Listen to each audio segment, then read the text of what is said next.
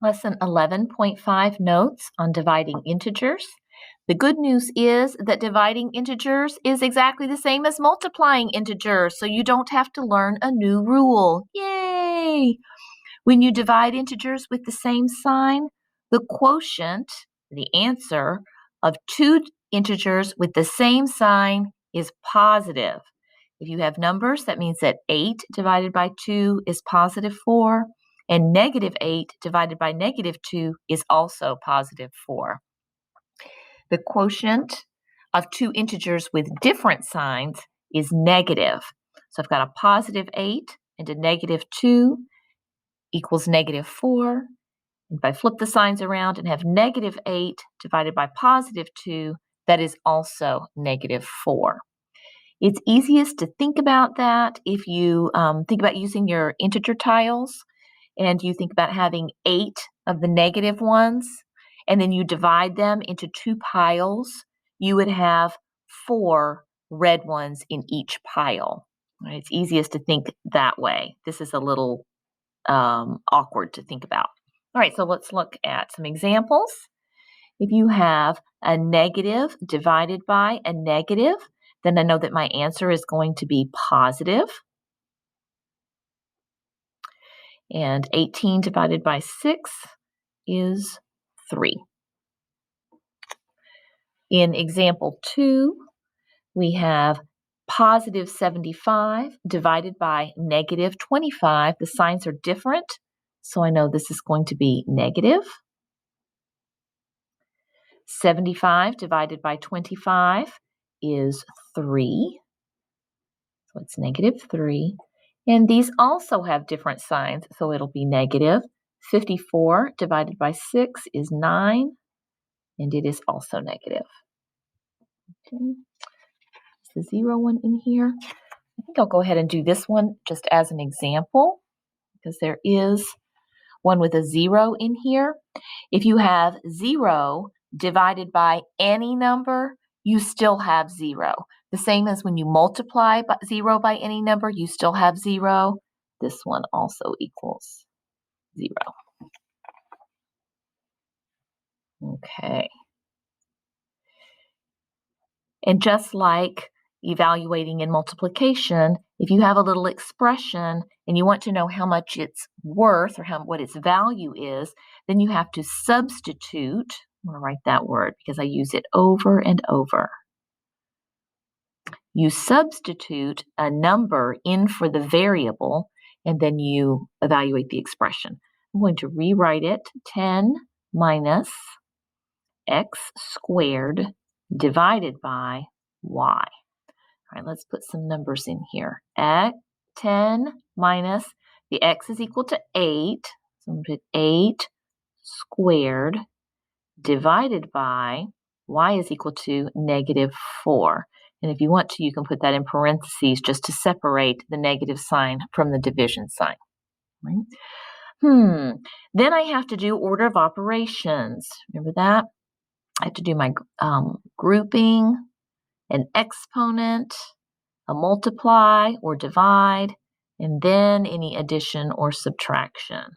So look across there. Is there any grouping?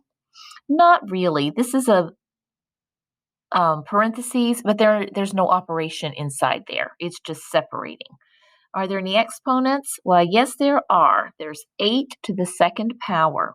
8 times 8 is 64. So I've got 10 minus 64 divided by negative 4. And I encourage you, as always, to rewrite the problem each time so that you can go through all the steps. I don't want a bunch of side work and then trying to figure out which operation to do when. All right, we're going to put the answer underneath. Okay, let's see. I've done my exponents. Is there any multiplication or division? Yes, so that's what I do next. 64 divided by negative 4 is, work either way. 64 divided by negative 4 is negative 16. 4 goes into 64 16 times, and this positive divided by a negative is a negative. You still have this subtraction though.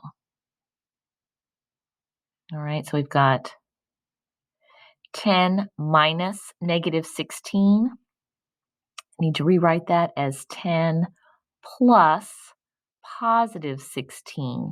So we change our subtraction to addition and then add the opposite, which gives me 26. Okay.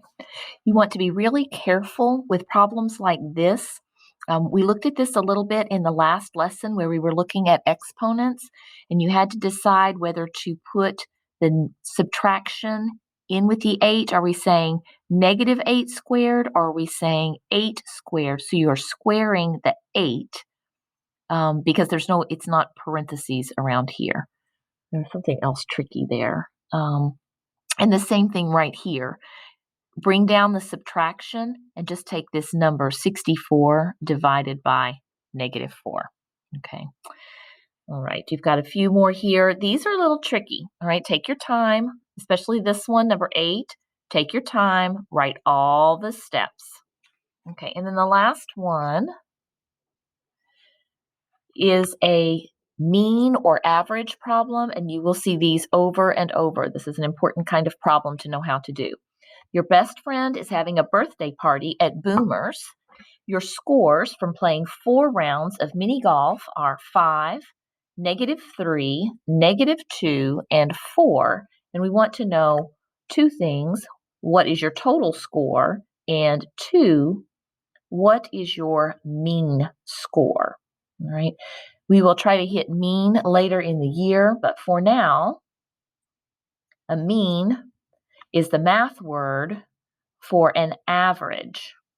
And you probably know that in order to find an average, you find the total, and then you divide by the number of numbers.